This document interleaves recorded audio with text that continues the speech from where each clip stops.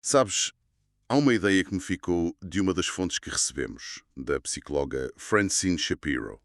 Ela diz algo como: o cérebro tem a capacidade inata de se curar. E o mais curioso é que esta ideia, que deu origem a uma terapia inteira, o MDR, nasceu de uma observação quase por acaso, durante um passeio dela num parque. É uma história de descoberta fascinante, mesmo. Ela apercebeu-se de que, enquanto caminhava e pensava em algo perturbador, os seus olhos moviam-se rapidamente, de um lado para o outro.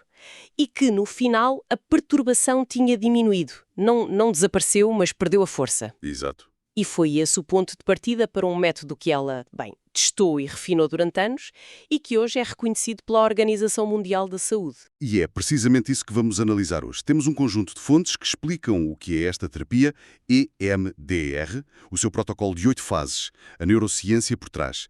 E uma coisa que me deixou particularmente curioso, a sua combinação com uma ferramenta chamada caixa de areia. Uhum. A nossa missão é perceber como é que algo que começa com um simples movimento dos olhos pode ajudar a reprocessar memórias que, por vezes, definem uma vida inteira.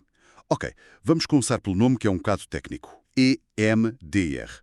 Eye Movement Desensitization and Reprocessing. Certo? Em português, dessensibilização e reprocessamento através do movimento dos olhos. A sigla foca-se muito nos olhos, não é? Mas as fontes dizem que a técnica é mais abrangente. O que é que essa estimulação realmente envolve na prática? Essa é uma ótima pergunta porque o nome pode ser um bocadinho redutor. Yeah. O movimento dos olhos é a forma original, a mais conhecida, sim, mas o princípio-chave é a estimulação bilateral, Bilateral. ou seja, ativar alternadamente os dois hemisférios cerebrais. Pode ser feito visualmente. Claro, a seguir os dedos do terapeuta, mas também através do tato, com pequenos toques alternados nas mãos ou nos joelhos, ou até auditivamente, com sons que se ouvem ora num ouvido, ora no outro. Tenho de admitir a ideia de que mover os olhos ou receber toques nas mãos pode, digerir uma memória traumática sua, à primeira vista, um pouco estranha. As fontes explicam o porquê de um estímulo físico tão simples ter um efeito psicológico tão profundo? Explicam sim, e a analogia mais usada, que é bastante útil, é com o sono REM. Fazem que sonhamos. Exatamente, a fase em que os nossos olhos também se movem muito depressa. A teoria é que o sono REM é um mecanismo natural do cérebro para processar as experiências do dia, para arquivar o que é importante e descartar o que não é. Quando vivemos uma experiência avassaladora, um trauma, esse sistema de processamento pode, por assim dizer, entrar em curto-circuito. A informação fica congelada no tempo. Congelada? O que é que isso quer dizer no dia a dia? Podes dar um exemplo? Claro. Imagina alguém que sofreu um acidente de carro. Anos depois, essa pessoa pode sentir o cheiro do pneu queimado e, de repente, sem aviso, o coração dispara, as mãos suam e sente o mesmo pânico de há anos, como se estivesse a acontecer outra vez. Certo. Ficou mal arquivada no sistema nervoso com todas as sensações, emoções e pensamentos originais. A estimulação bilateral parece funcionar como um reset para esse sistema, permitindo que o cérebro finalmente processe a informação e a arquive como algo que aconteceu no passado, não algo que está a acontecer agora. Faz todo o sentido.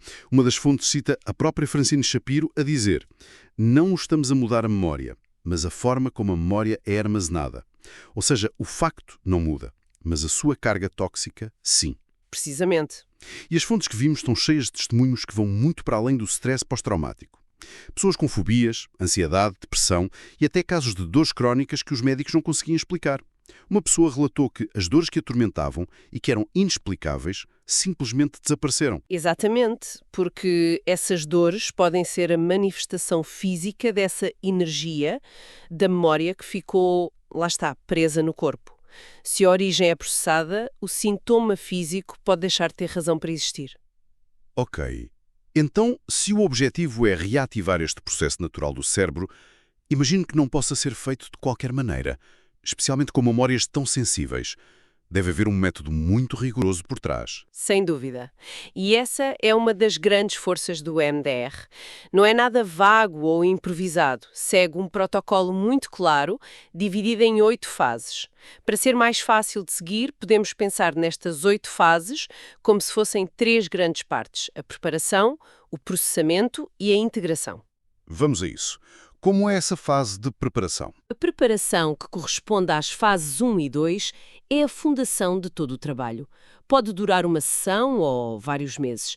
Primeiro, na fase 1, faz-se o historial clínico, percebe-se a história de vida e definem-se as memórias que precisam de ser trabalhadas. Mas o mais importante acontece na fase 2. Construir uma relação de confiança com o terapeuta e, crucialmente, equipar a pessoa com ferramentas de autorregulação. Uma das mais importantes é o lugar seguro. Lugar seguro. É uma imagem mental vívida de um sítio real ou imaginário que traga calma e força. Ninguém avança para as memórias difíceis sem primeiro ter um porto de abrigo bem estabelecido. Isso parece incrivelmente importante. É como construir uma base muito sólida antes de sequer tocar na memória difícil. E o que acontece a seguir? Como é que se começa a processar o trauma? É aí que entramos no coração do EMDR, a segunda parte, que abrange as fases 3 a 6. Vamos usar o exemplo do acidente de carro para tornar isto mais concreto. Na fase 3, a avaliação, pede-se à pessoa para ativar a memória. Qual é a pior imagem do acidente? Qual é a crença negativa sobre si, como eu sou culpado ou eu não estou seguro? E onde é que sente isso no corpo? Talvez uma tensão nos ombros? E depois começa a estimulação bilateral. Precisamente. Na fase 4, a dessensibilização, a pessoa foca-se nesses elementos: a imagem, a crença, a sensação corporal, enquanto o terapeuta inicia os movimentos oculares ou os toques. A instrução é, simplesmente, deixe o que tiver de acontecer. O cérebro começa a fazer associações, a ligar pontos. O objetivo é que a perturbação vá diminuindo. Certo. Depois, na fase 5, instalação, o foco muda. Pega-se na crença negativa, eu sou culpado, e trabalha-se para a substituir por uma positiva, mais adaptativa, como eu fiz o melhor que pude. A estimulação ajuda a instalar e a fortalecer essa nova convicção. E o corpo? E aquela tensão nos ombros? Boa pergunta. É a fase 6, a sondagem corporal. É uma verificação final. A pessoa volta a pensar no acidente e verifica se aquela tensão ainda lá está. O objetivo é que o corpo fique completamente limpo daquela memória. E a terceira parte, a integração. É o fecho. A fase 7, o encerramento, garante que a pessoa sai da sessão estável, mesmo que o processamento não esteja completo. Um dos testemunhos descrevia sessões muito intensas, mas que terminavam sempre com exercícios de relaxamento. É exatamente isto.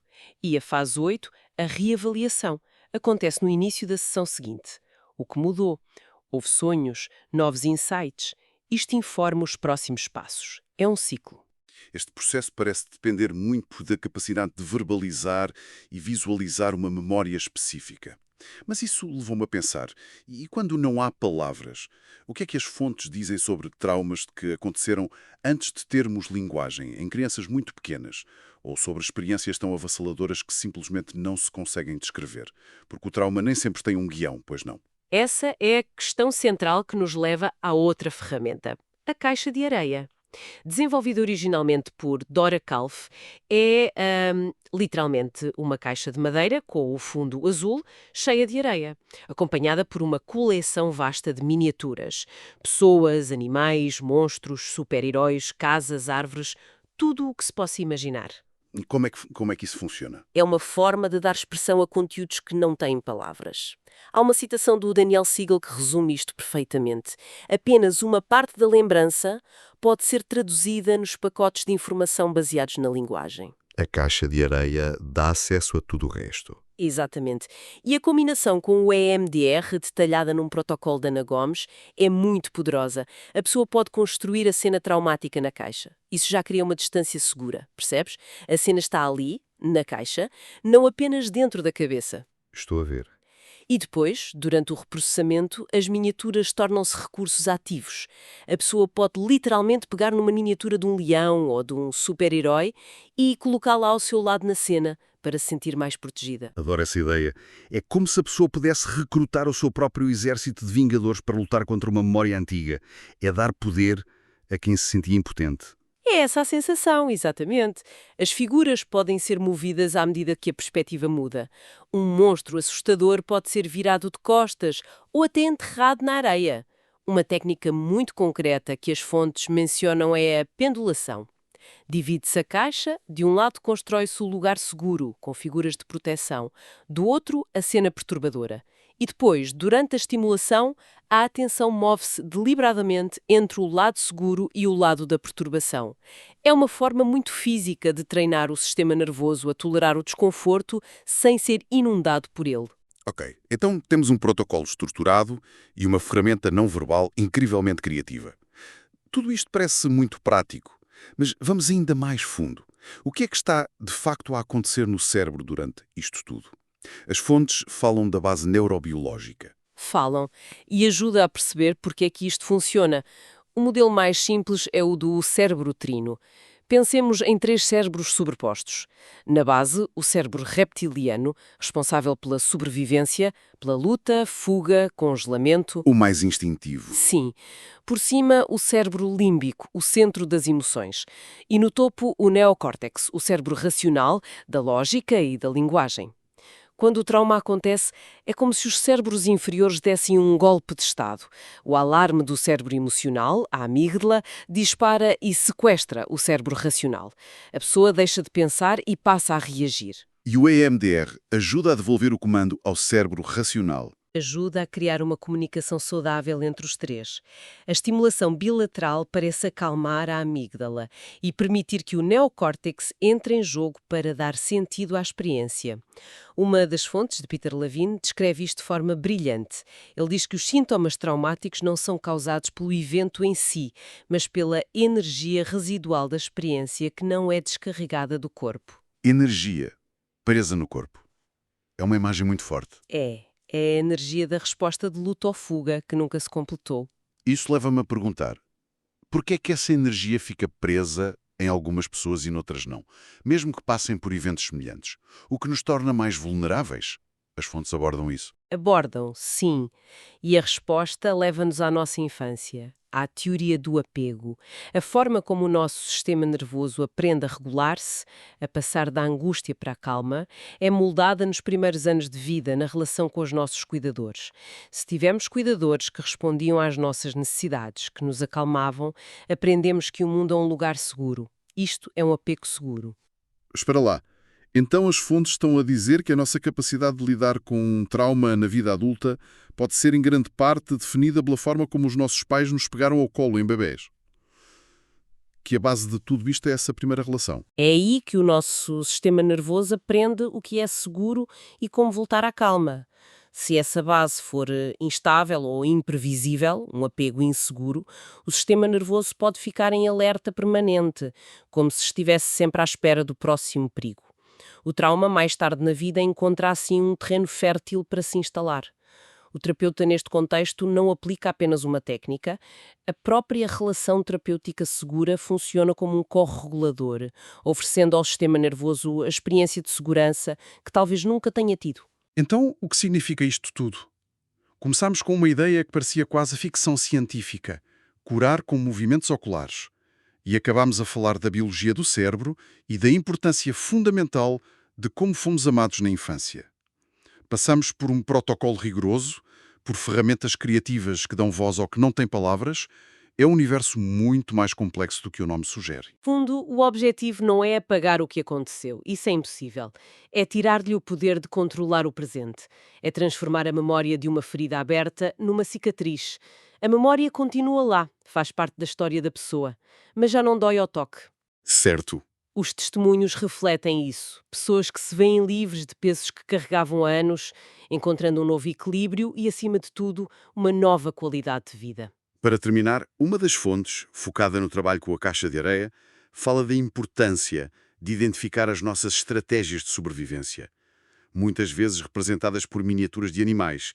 Por exemplo, a tartaruga que se esconde na carapaça, o tigre que ataca para não ser ferido, ou o camaleão que se mistura para não ser notado. Estratégias que foram, em algum momento, absolutamente essenciais para sobreviver. E isso deixa-nos uma reflexão final, não é? Que estratégias de sobrevivência, talvez desenvolvidas há muito tempo para nos proteger, ainda estão ativas no nosso dia-a-dia, mesmo quando o perigo original já passou? E o que nos estarão elas a tentar dizer sobre as nossas próprias histórias não contadas?